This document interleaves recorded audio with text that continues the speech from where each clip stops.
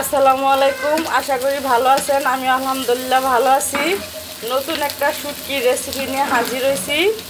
কেসকি মাছের শুটকি দিয়ে আলু দিয়ে শুটকি ভাজি। আমাদের সাথেই থাকুন।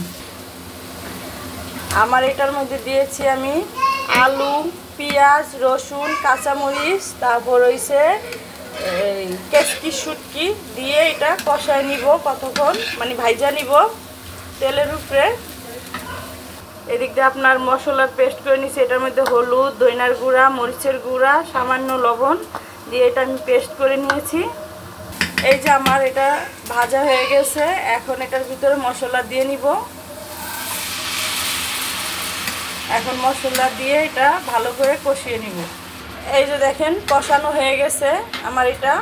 এখন এটার ভিতরে সামান্য পানি দিয়ে কষায় নিব।